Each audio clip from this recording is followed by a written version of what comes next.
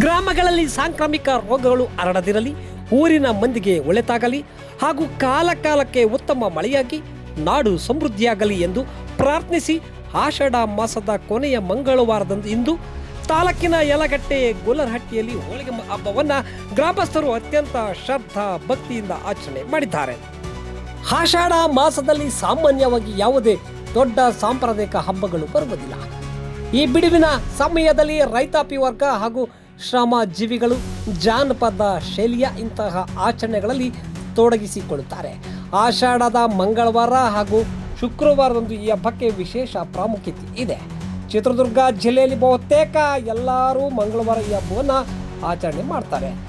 ಈ ಹಬ್ಬದ ದಿನದಂದು ಮುಂಜಾನೆಯಿಂದಲೇ ಮನೆಗಳಲ್ಲಿ ಸಂಭ್ರಮದ ವಾತಾವರಣ ನೆಲೆಸಿತು. ಮಹಿಳೆಯರು ಮುಡಿಯಿಂದ ಮನೆ ಹಾಗೂ ದೇವರ ಮನೆಯನ್ನು ಸ್ವಚ್ಛಗೊಳಿಸಿ ವಿಶೇಷವಾಗಿ ಬಿಸಿ ಹೋಳಿಗೆ ತಯಾರಿಸಿ ದೇವರಿಗೆ ನೈವೇದ್ಯ ಅರ್ಪಿಸಿದರು.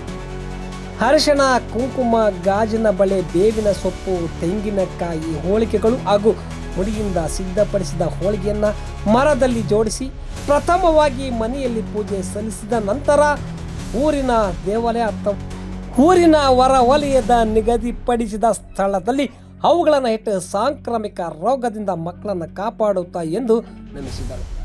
ವಿಜ್ಞಾನ ಮತ್ತು ತಂತ್ರಜ್ಞಾನ ಬೆಳೆದು ಆಧುನಿಕ ಯುಗದಲ್ಲೂ ಜನಪದೀಯ ನಂಬಿಕೆ ಹಾಗೂ ಆರೋಗ್ಯದ ಕಾಳಜಿಯನ್ನು ಮೈಗೂಡಿಸಿಕೊಂಡು ಬಂದಿರುವ ಈ ಸನಾತನ ಸಂಪ್ರದಾಯವು ಇದೀಗ ಮುಂದುವರೆದಿದ್ದು ಈ ಹಬ್ಬದ ವಿಶೇಷವಾಗಿದೆ.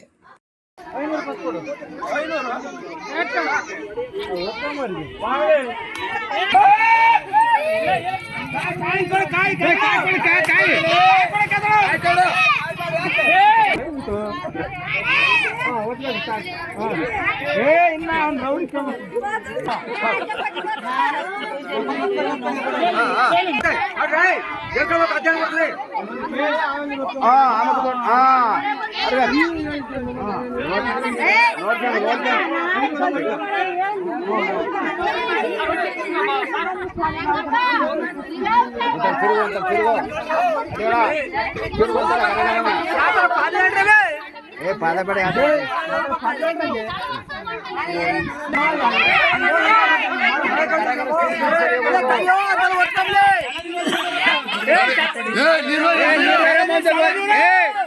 ನೀವು ಬಂದಿಸ